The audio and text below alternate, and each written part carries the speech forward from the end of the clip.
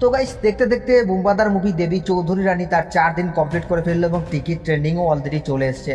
তো hey guys, welcome back to my channel. আমি আছি আপনাদের সঙ্গে মিঠুন, আর আপনি দেখছেন আমার ইউটিউব চ্যানেল এমবি স্টুডিও।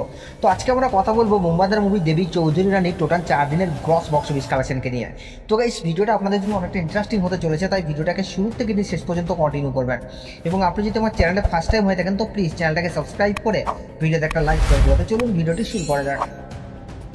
তো গাইস, যেমনটা আমি আপনাদেরকে ভিডিওর শুরুতেই বললাম যে বুমবাদার মুভি দেবী চৌধুরী রানী কিন্তু দর্শকদের কাছ থেকে ভালো পজিটিভ রিভিউ পেয়েছে, এবং শুধুমাত্র দর্শক বললেই ভুল হবে, মুভিটা বিভিন্ন সোশ্যাল মিডিয়া যেমন বিভিন্ন নিউজ চ্যানেল থেকেও কিন্তু ভালো পজিটিভ রিভিউ আসছে। তাছাড়া প্রত্যেকটা ইউটিউবারও কিন্তু মুভিটাকে ভালো রিভিউ দিয়েছে, যার কারণে কিন্তু মুভিটা একটা ভালো রকমের বক্স অফিস কালেকশন করেছে। তবে রিলিজের আগে কিন্তু মুভিটার কাছে বেশ কিছু হল প্লাস শো টাইম ছিল না, মানে কি বলবো, প্রায় 40টার মতো শো ছিল, আর কিছু হয়তো শো টাইম ছিল, সেটা এক্স্যাক্টলি তখন জানানো হয়নি।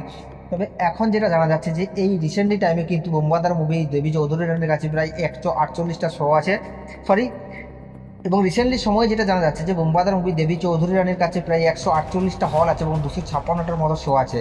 তাছাড়া এই মুভিটা এই মুহূর্তে কিন্তু অলরেডি বুক মাই শোতেও ট্রেন্ডিংয়ে চলে এসছে, মানে গত 24 ঘন্টায় অলরেডি প্রায় 5000 থেকেও বেশি টিকিট সেল করছে। মানে এখানে আমরা বুঝতে পারছি যে বুমবাদার ক্রেজ কিন্তু দিন দিন বাড়ছে।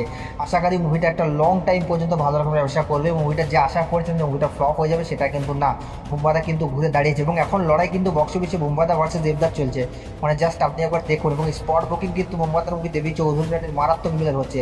তাছাড়া আপনি সিঙ্গেল স্ক্রিনগুলো ভিজিট করলে বুঝতে পারবেন যে কী লেভেলের ক্রেজ হচ্ছে বুমবাদার মুভি দেবী চৌধুরী রানীকে নিয়ে।